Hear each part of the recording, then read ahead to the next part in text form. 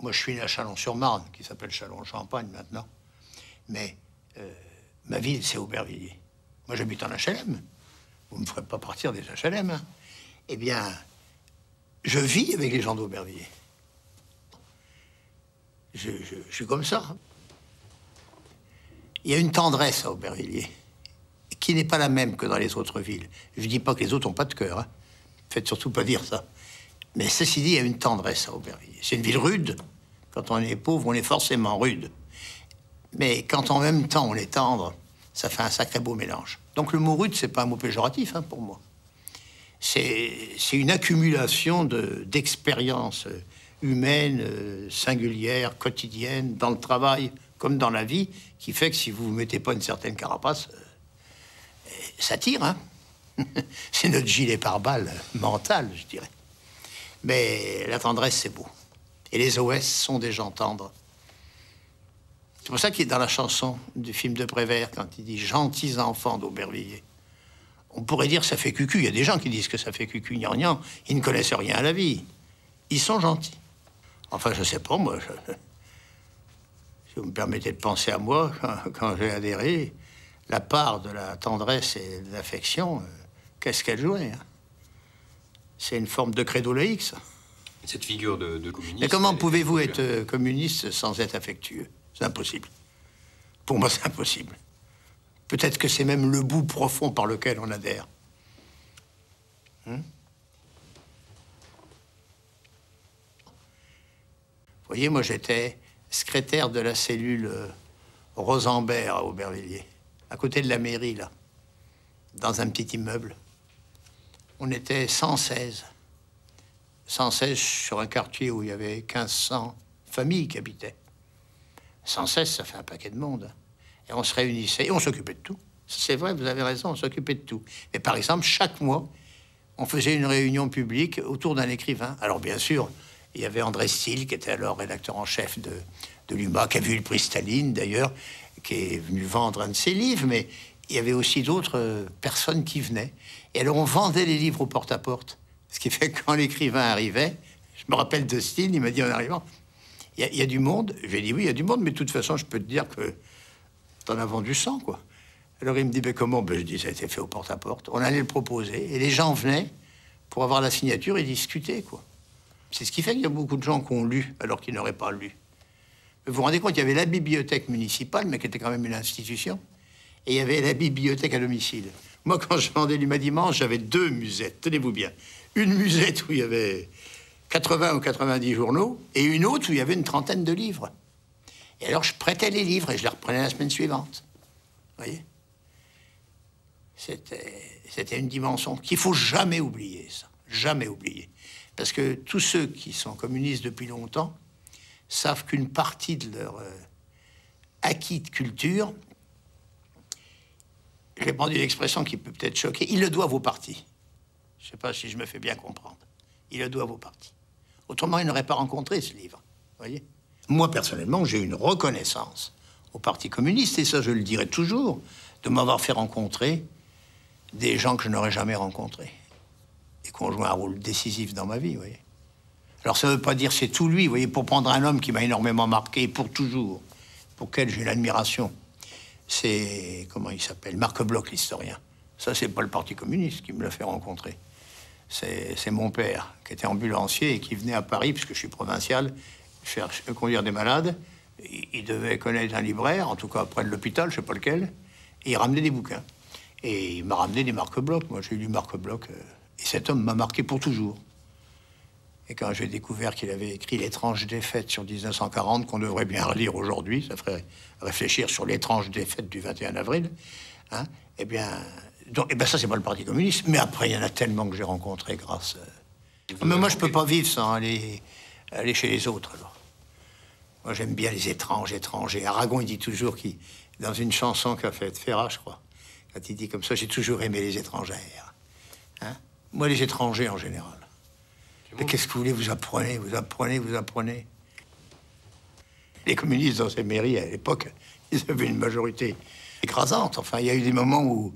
Moi, je me rappelle même en 65, on n'avait pas de liste en face. ce qu'avec André Carman, qui était maire, on vivait comme une tragédie. Parce que n'avoir rien en face, ça fait drôle. Vous voyez, ça peut vous donner l'idée d'un pouvoir absolu, par le vide d'à côté. Hein, on aurait presque eu envie d'inventer une autre liste qui nous combatte, n'est-ce pas? Mais c'est variable selon les villes, mais vous peignez bien les choses. Il y avait un côté religion, là. Il y avait un côté religion. Et pour des laïcs, hein, même des athées, j'en suis un, ben, il y avait un côté religion. Mais c'est chaleureux aussi, vous voyez. C'est chaleureux. Parce qu'il faut bien voir, mais c'est dangereux, mais il faut bien voir que dans ces villes, je parle d'Aubervilliers, les gens qui y habitaient, ils avaient rien. Ils avaient rien. Et d'un seul coup, ils avaient tout. Ou enfin l'impression d'avoir tout. Mais c'est... Comment voulez-vous ne pas être reconnaissant? Non? C'est quelque chose d'assez fabuleux, finalement. Et qui vous donne l'idée que on peut être d'une puissance inimaginable. Alors, des fois, on dit c'est autoritaire. Mais le problème, c'est autoritaire affectif. Ce qui fait que le mot autoritaire se dissout dans l'affectivité. C'est elle-même qui devient autorité. Vous vous rendez compte? Alors, bon, ben, c'est comme ça, quoi, c'est comme ça. Mais c'est pas avec ça qu'on change une société. Hein. L'expérience, d'ailleurs, a été faite. Mais enfin, ça vous fait un sacré entracte. Hein. Quand on vient de loin, ça vous fait un sacré entracte. Regardez, prenons le théâtre de la commune, quand même. Parce que des fois, on dit, c'est le parti qui dirigeait. Vous croyez que c'est le parti qui a décidé qu'il fallait créer un théâtre à Aubervilliers? Vous croyez que c'est la population qui réclamait un théâtre? Il faut être net, hein. Le maire, donc André Carman, qui était P3 chez Malicet, putain, un type d'une finesse et d'une intelligence et d'une tendresse aussi. Et quand il m'a dit, occupe-toi des écoles et occupe-toi de la culture. Alors, comme moi, j'avais un petit peu une folie, quand même, qui ne m'a jamais quitté. Le théâtre, enfin, on devrait faire un théâtre. Bon, mais vous vous rendez compte? L'extraordinaire liberté que j'avais. Je faisais ce que je voulais.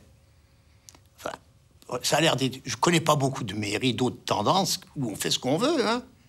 Il y a un autoritarisme net, hein. Je faisais ce que je voulais. On a créé le théâtre. Je n'ai demandé l'autorisation à personne. On a créé un groupe théâtre, avec des jeunes d'Aubert, instituteurs, métallos, tout ça. Et puis, ça a duré, combien 2 ans. Au bout de 2 ans, Gabriel Garand, il m'a dit quand même, on va pas rester à cette étape. On pourrait pas créer un festival. On a créé un festival. 61, 62, 63, 64. Et pendant ce temps-là, on faisait un dossier de théâtre, on l'a ouvert en 65. Il n'y avait pas quand même derrière la volonté de contrôler, d'encadrer... Rien. Alors là, je peux le dire, rien. Parce que c'est moi qui le faisais. Donc, je sais bien comment ça se passait. Et j'avais un maire merveilleux, quoi. On a ouvert le théâtre après, sans un sou de l'État, tiens. C'était du temps de Malraux. Il nous a pas donné 1 centime. On se l'est tapé. Parce qu'à Aubervilliers, rien ne s'est créé tout seul.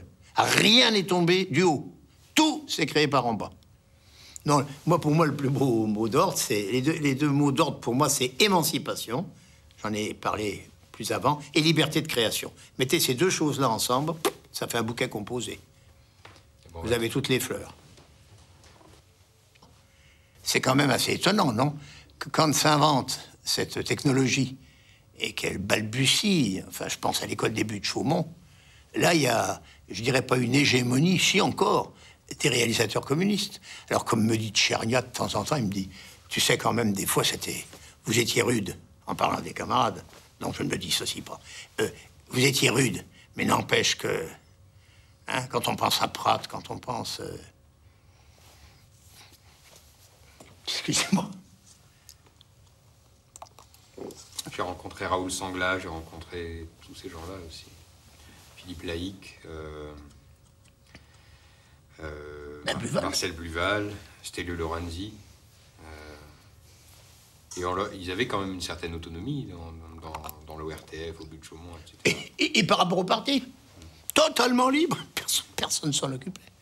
J'étais bien le seul coco qui avait une responsabilité, qu'elle avait eux. Personne ne s'en occupait. D'ailleurs, ils étaient en rage. Mais vous n'y comprenez rien, qu'ils disaient.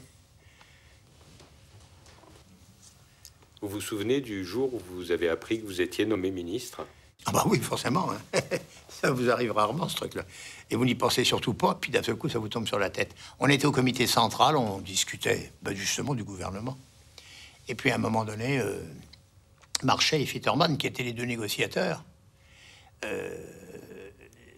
disent, ils ont fait un petit bout de papier, il y a eu un coup de téléphone, sans doute, de Mauroy, et ils disent, il faut faire une suspension de séance parce que on va finaliser avec nos collègues socialistes la composition du gouvernement. Alors, on pense qu'il y en aura 4 ou 5. Hein. En gros, on aura sans doute l'équipement.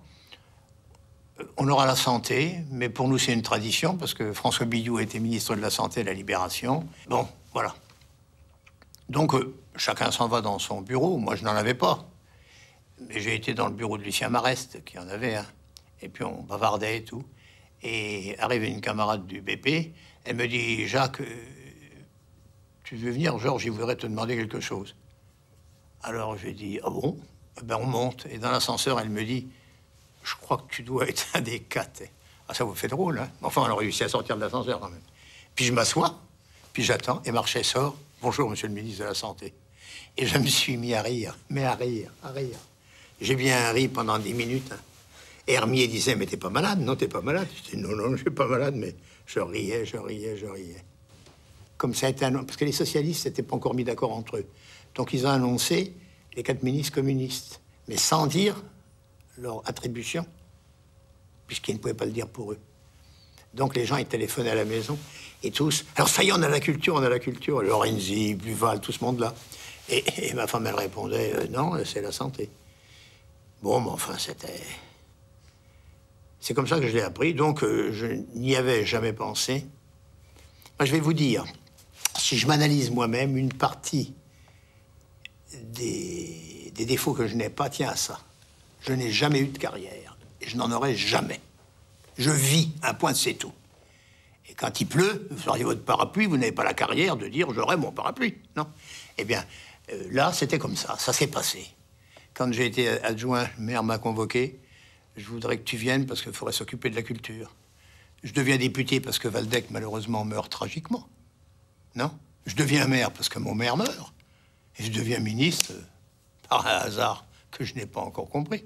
Moi, je me souviens, quand j'étais ministre de la Santé, je vais en Lorraine sur santé et chômage. Et alors, on fait une réunion de chômeurs. Et c'est un maire communiste qui les avait réunis. Et puis, il y avait des médecins. Alors, les médecins, ils ont parlé, hein. Ils en ont fait des ordonnances dans la réunion. Les chômeurs, pas un mot. Et moi, vous savez, je me prépare toujours méticuleusement. Hein. J'écris tout. Tout, tout, tout. Personne ne m'écrit rien. Et après, on va boire un petit coup de gorgeant et il faut bien faire un discours. Et quand je dis « il faut bien faire », je le dis sans... Comment dirais-je? Sans le regretter et sans juger. Il faut parler, parler, parler, parler. Et... J'avais mon petit papier dans ma poche, je le sors et je l'ai remis. Et j'ai dit, je vais pas parler, je vais parler de votre silence. Et il y a 2 gars qui sont venus m'embrasser. Ça m'avait. Et ils m'ont dit, eh ben, vous nous avez écoutés. Parce que, on dit, en faisant le porte-à-porte, il y a ceux qui parlent et il y a ceux qui se taisent. Et peut-être que ceux qui se taisent, ils parlent plus fort. Mais là, il faut écouter vraiment. Vous savez, comme le gars les Indiens, quand ils sont sur le sol, là.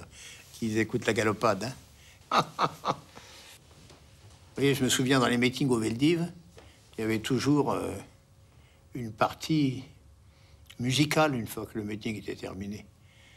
Jacques Duclos terminait par une péroraison, vous savez, quand il criait « Allez, camarades, allez sur le combat et l'espérance, allez au-devant de la vie. Hein » Et comme le disait notre regretté camarade Paul Vaillant-Couturier, le communisme est la jeunesse du monde. Et là, il n'était pas grand. Hein. Et alors, il remuait ses bras comme ça, vous savez. Et le Veldiv se levait et applaudissait, moi aussi. En même temps, il avait une langue époustouflante. À la Libération, dans les écoles de comédiens, il y en avait qui apprenaient l'heure du clos. Il faut dire que le rythme de la voix, quand il faisait un meeting et qu'il s'astreignait à ne pas parler 1h30, ce qui était souvent le cas, mais il n'y avait pas que lui, mais qui parlait qu'1 quart d'heure. Mais c'était d'une ciselure étonnante. Cet homme... on n'entendait plus que la voix. C'était la voix qui devenait Duclos, vous voyez. Et il y a des choses qui restent musicalement, vous voyez. Ben, tout ça, ça compte. Et puis, il a été candidat à la présidence de la République en 69. Et il a fait un score extraordinaire. Et alors, il y avait des gens qui disaient, Même dans le parti, d'ailleurs. Oh, c'est un vieux. On ne devrait jamais dire vieux, jeune, tout ça, c'est ridicule. Et le soir où il a parlé pour la première fois à la télévision, moi, j'allais à une réunion d'avocats qui se tenait près du Pied de Cochon, c'est pas loin d'ici, hein. Et je me suis arrêté rue Saint-Denis dans un petit café. Je voulais savoir... D'abord, je voulais le voir. C'est René Andrieux, le rédacteur en chef de l'Humanité à l'époque, qui l'a interviewé. Je voulais le voir, comment il était, et en même temps, voir comment les gens... Et ces petits cafés de la rue de Saint-Denis, c'est des cafés populaires, quoi, hein. Et alors, ils avaient la gapette et tout. Et il se met à parler. Mais alors, c'était comme si on donnait le la d'une chanson populaire que tout le monde pouvait chanter. Et vous sentiez une adhésion totale. Ce qui fait que le vieux, comme on dit, était étonnamment jeune, n'est-ce pas?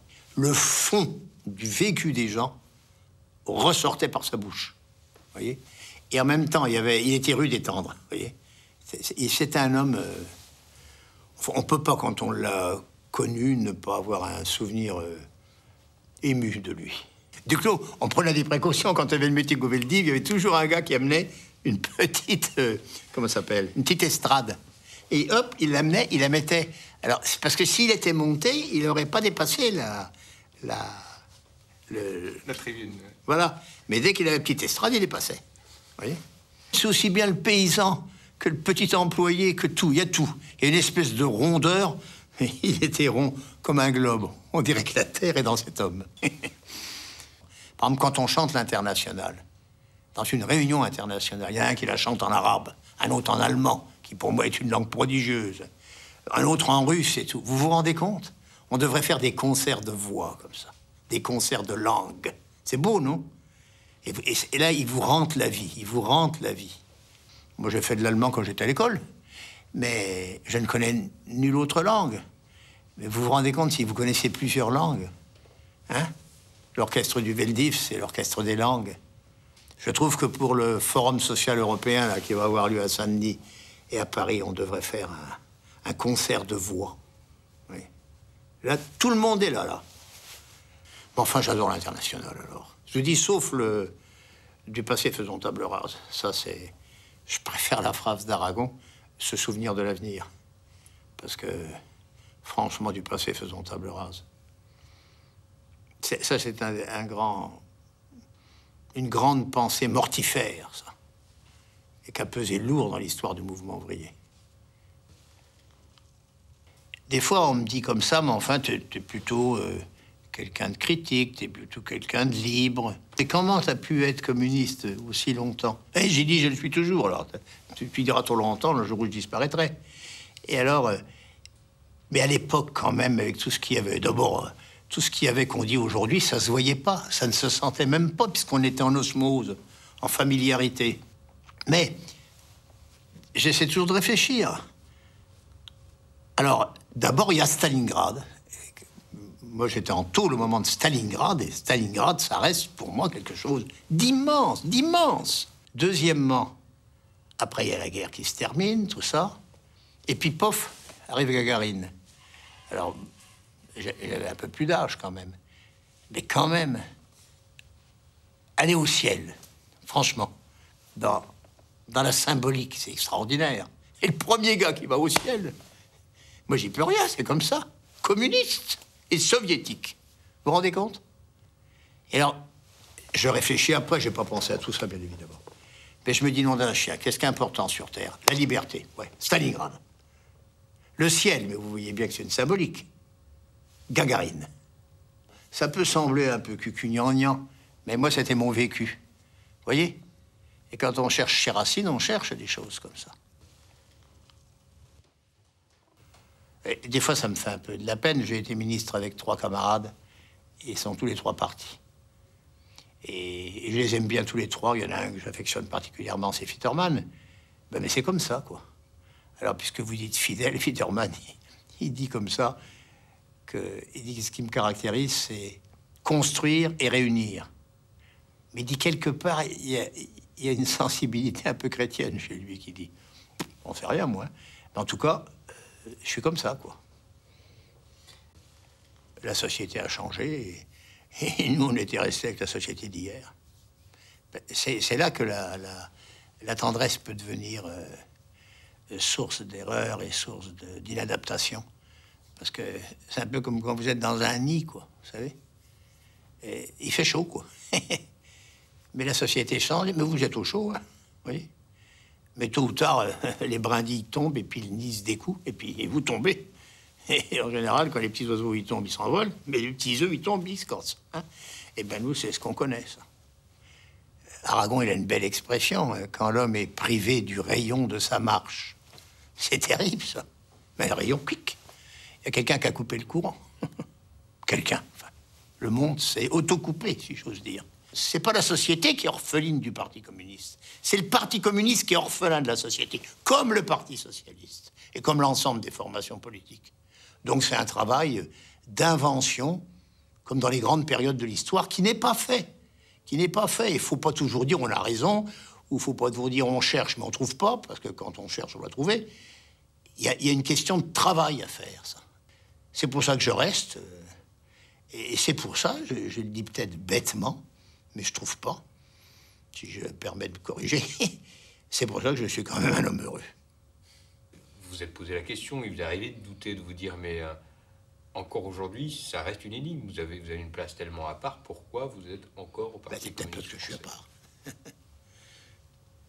Moi, personnellement, quand il y a le feu, parce qu'il y a le feu en ce moment, je pense que je ne peux pas ignorer l'incendie. Comme sans doute j'ai des parts de responsabilité dans les flammes, je veux avoir ma responsabilité assumée pleine et entière pour les éteindre. Mais pas les éteindre pour pas bouger, les éteindre pour bouger.